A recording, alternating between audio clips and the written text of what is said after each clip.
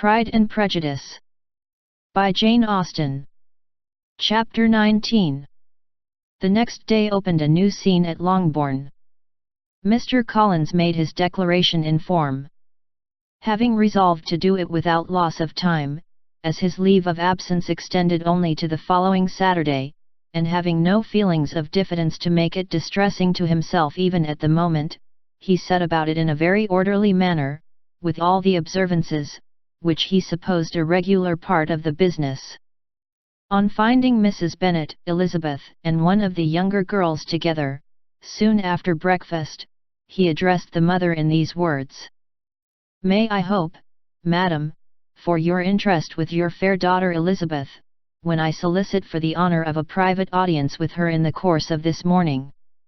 Before Elizabeth had time for anything but a blush of surprise, Mrs. Bennet answered instantly, "Oh dear, yes, certainly. I am sure Lizzie will be very happy. I am sure she can have no objection. Come, Kitty, I want you upstairs." And, gathering her work together, she was hastening away, when Elizabeth called out, "Dear madam, do not go. I beg you will not go. Mr. Collins must excuse me. He can have nothing to say to me that anybody need not hear. I am going away myself." "No, no, nonsense, Lizzie. I desire you to stay where you are." And upon Elizabeth seeming really, with vexed and embarrassed looks, about to escape, she added, "Lizzie, I insist upon your staying and hearing Mr. Collins." Elizabeth would not oppose such an injunction in a moment's consideration, making her also sensible that it would be wisest to get it over as soon and as quietly as possible. She sat down again and tried to conceal, by incessant employment, the feelings which were divided between distress and aversion.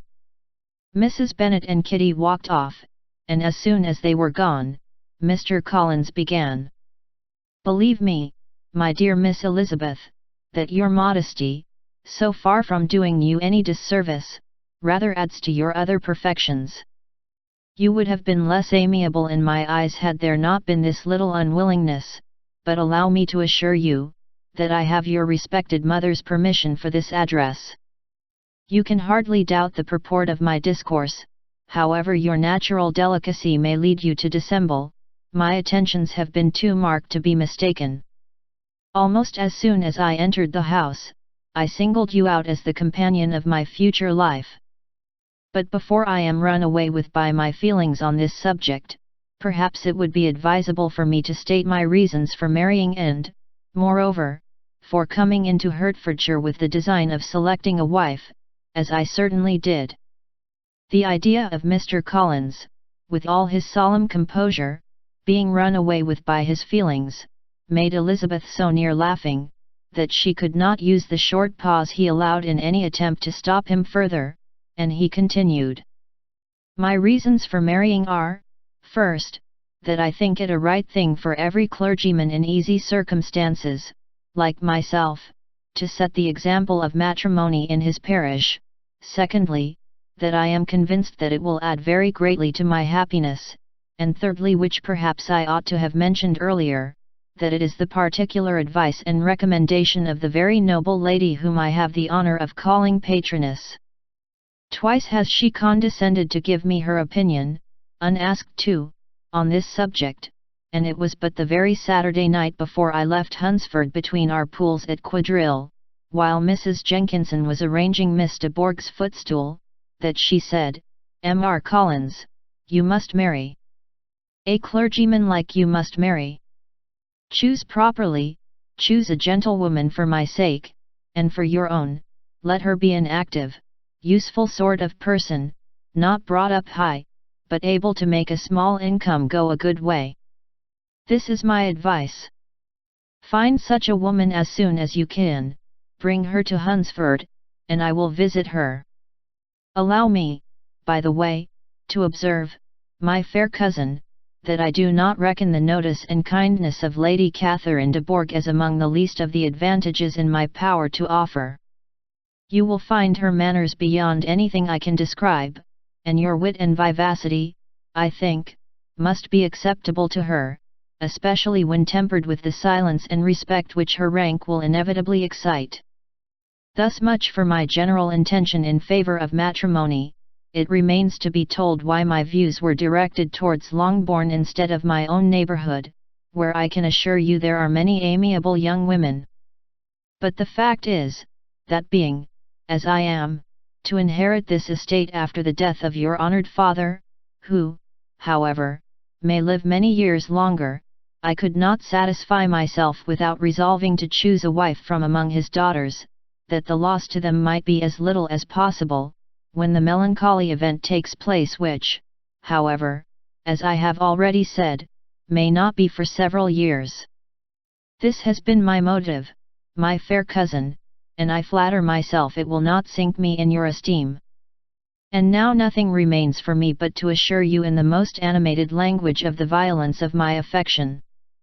To fortune I am perfectly indifferent, and shall make no demand of that nature on your father, since I am well aware that it could not be complied with, and that £1,000 in the 4%, which will not be yours till after your mother's decease, is all that you may ever be entitled to.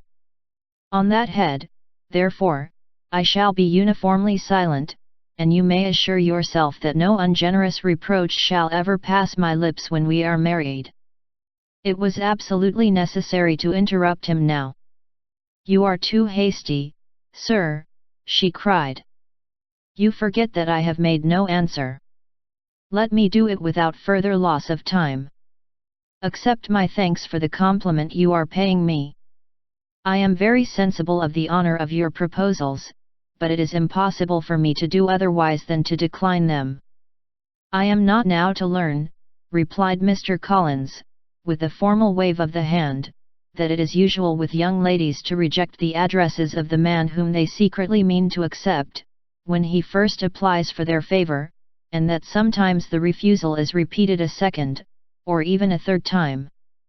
I am therefore by no means discouraged by what you have just said, and shall hope to lead you to the altar ere long. Upon my word, sir, cried Elizabeth, your hope is a rather extraordinary one after my declaration.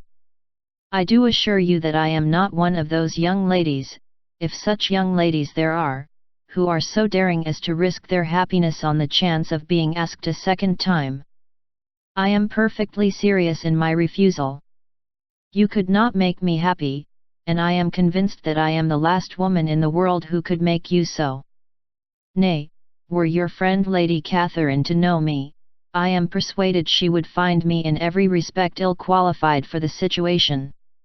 Were it certain that Lady Catherine would think so, said Mr. Collins very gravely, but I cannot imagine that her ladyship would at all disapprove of you. And you may be certain when I have the honor of seeing her again, I shall speak in the very highest terms of your modesty, economy, and other amiable qualification. Indeed, Mr. Collins, all praise of me will be unnecessary. You must give me leave to judge for myself, and pay me the compliment of believing what I say. I wish you very happy and very rich, and by refusing your hand, do all in my power to prevent your being otherwise. In making me the offer, you must have satisfied the delicacy of your feelings with regard to my family, and may take possession of Longbourn estate whenever it falls, without any self-reproach. This matter may be considered, therefore, as finally settled. And rising as she thus spoke, she would have quitted the room, had Mr. Collins not thus addressed her. When I do myself the honor of speaking to you next on the subject, I shall hope to receive a more favorable answer than you have now given me, though I am far from accusing you of cruelty at present, because I know it to be the established custom of your sex to reject a man on the first application, and perhaps you have even now said as much to encourage my suit as would be consistent with the true delicacy of the female character. Really, Mr. Collins, cried Elizabeth with some warmth, you puzzle me exceedingly. If what I have hitherto said can appear to you in the form of encouragement, I know not how to express my refusal in such a way as to convince you of its being one. You must give me leave to flatter myself, my dear cousin, that your refusal of my addresses is merely words of course. My reasons for believing it are briefly these: it does not appear to me that my hand is unworthy of your acceptance, or that the establishment I can offer would be any other than highly desirable. My situation in life, my connections with the family of de Bourgh, and my relationship to your own, are circumstances highly in my favor, and you should take it into further consideration, that in spite of your manifold attractions, it is by no means certain that another offer of marriage may ever be made you. Your portion is unhappily so small that it will in all likelihood undo the effects of your loveliness and amiable qualifications. As I must therefore conclude that you are not serious in your rejection of me, I shall choose to attribute it to your wish of increasing my love by suspense, according to the usual practice of elegant females. I do assure you, sir, that I have no pretensions whatever to that kind of elegance which consists in tormenting a respectable man. I would rather be paid the compliment of being believed sincere. I thank you again and again for the honor you have done me in your proposals, but to accept them is absolutely impossible. My feelings in every respect forbid it. Can I speak plainer? Do not consider me now as an elegant female, intending to plague you, but as a rational creature, speaking the truth from her heart.